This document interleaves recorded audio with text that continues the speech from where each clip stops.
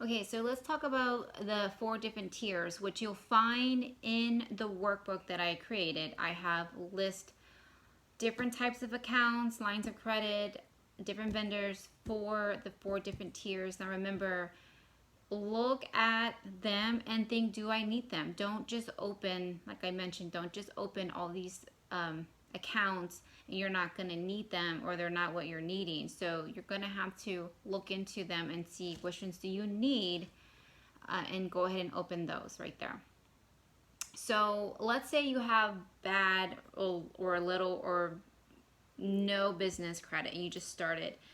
And there's one, it's called Wells Fargo Business Secure Credit Limit. So these are ways where you can start building credit if you have none or you're just getting started. It's a secure business credit card. And what that means is you're going to have to put money on that card. It's kind of like prepaid card. You're going to have to put money on that card and show them that you can spend the money and you're making payments on time with that money. Now I know with Wells Fargo, they do provide that Wells Fargo Business Secured Credit Card. It can go from $500 to $250,000. So again, you're gonna have to put down that amount. I don't see someone putting $250,000 down just to prove to them. Maybe start off with 500, maybe start off with 1,000. But it's a way to use it and wait and then pay it in full before the cycle ends with your card, with the statement. And then it's going to start reporting that payment history and the way you're paying it and how you're paying it, if you're paying on time, if you're late. It's going to start reporting that to the business credit bureaus, and you're going to start building your credit. And that's why this is really great if you have no business credit, especially if you're trying to apply for a regular credit card and get denied. You need to start building something. And so a secure business credit card definitely is a plus. And I do know you do have to open up a checking account with them. So that'll be one way to open up one business account and use Wells Fargo. But I personally don't like to do business with Wells Fargo. I find that I have other banks that I'd rather use, but with Wells Fargo, they do provide that secure credit card.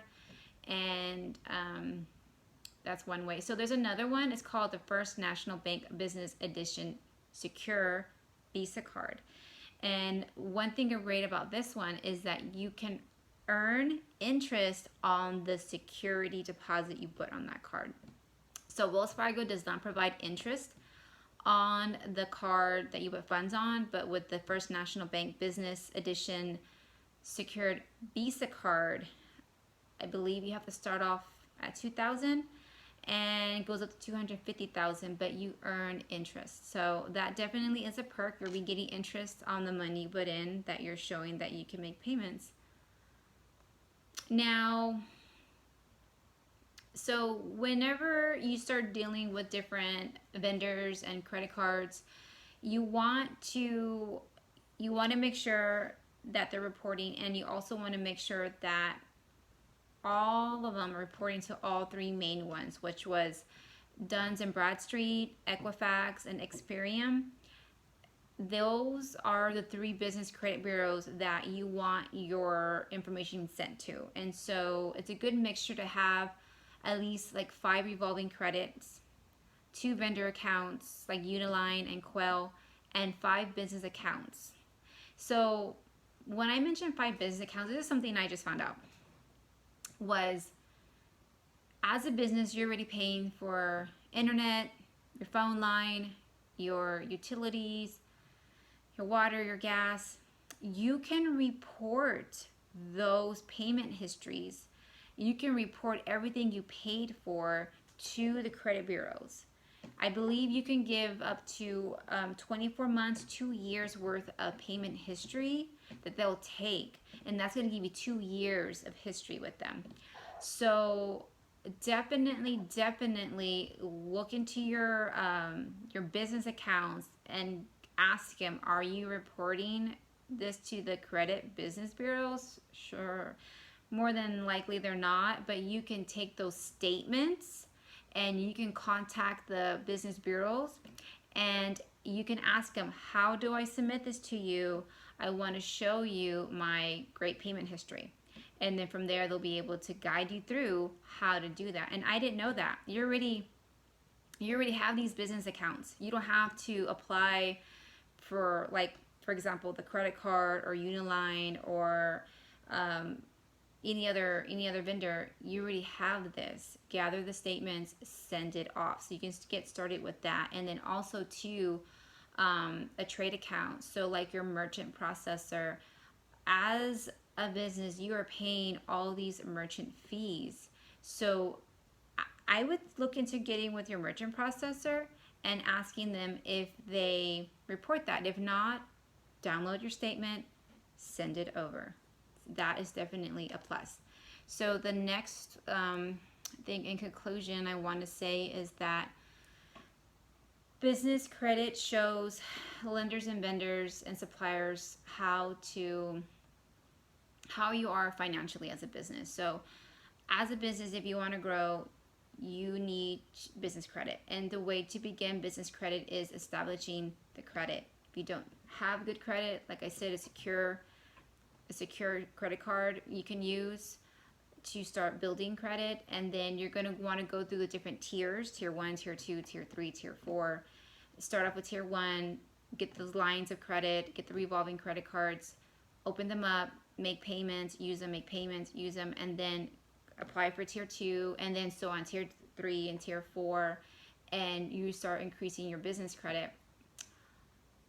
Now, one thing I mentioned was really cool was you got to think about all the possibilities using your business credit and why having business credit is so important. Why having all these lines of credit are important, because you don't want to be caught with a situation where you don't have access to funds. That's why it's important to have these established before you need it, okay? To be prepared, to be proactive and not reactive. And another thing is that it's going to help you start another business, okay? So think about it. Let's say you have a hotel, right? I'll give you an example. And you build your business credit, you're doing great, and then you create a different entity. Let's say now you're like, oh, well, now I want to start managing other properties because I have experience. And so you create your own management company, LLC. And instead of you getting paid as an employee to manage your property, or instead of you getting paid as a manager managing property, you have a manager in place, but you actually still want to be able to want to be able to manage the hotel. You create your management company entity, right? And you start invoicing you start paying this management company entity, right? It's still your business from the property. You're invoicing them, and they're paying the hotel for the services of providing a management over the property. You're starting now to then build that you're a business, that you're able to provide services. And then with all that transaction and all of the payments that you're able to receive and invoicing the hotel, you're going to be able to show banks, lenders, that you're a business making money, and then you would like to open up another line of credit as this business. So creating a business credit can help you open up different businesses, because you're going to be able to start helping your other businesses. So that is key, guys, and that is just mind-blowing, the possibilities of separating everything. Just think about that. There's let's say you're a furniture vendor, and you provide furniture, and you provide renovations and install. But let's say you wanted to then branch out and provide light fixtures and LED lights, because you know, as we know, hotels need that all the time. Because you have your furniture, and let's say you want to do the lights now, you want to separate things, you don't want all mixed. You create your LLC, you create your everything I mentioned, LLC, EIN, your DUNS number, and then you're going to then invoice your furniture, um, or invoice one of your properties and be like, you know, I need light fixtures. Your hotel needs light fixtures, and you go to your new LED light fixture business and you purchase from your new store. You're starting to create payments. You're starting to create your bank to have funds going in and out and showing you're a business. That's going to help you. You're going to be able to help yourself build another business and get another line of credit, and so on and so on and so on and so on. So there's so much that you can do by first get that first business started. Once you get that first business started and you start doing business credit, you start being organized with your stuff. You have a system in place. You know what vendors report, what vendors don't report. You know how to download your statements. You know how to send them to the credit bureau, and you keep tabs on that, and you're building it. Then you can do the next business, to the next business, and to the next business. And you'll be able to then start using credit cards to pay for a lot of your operations and get the cash back perks, the airline tickets, and it just keeps growing and growing and growing. And there's so much reward with credit cards. Like, I love credit cards. There's a lot of credit cards where you open the account and you get a 250 bonus cash back just for opening the credit card, you know. So there's so much you can do there. So I just wanted to share that with you. I do have my slides that you want access to that as well. I'll be sharing that. I will probably upload the slides on my YouTube channel, and from there I'll create a link to download the slides so you can have a visual of what I was going over. And the workbook goes over more on the different tiers and the different accounts that you can start getting into to start building your business credit. So I hope that helps, because it definitely is helping the other people that I'm helping. Have a great day.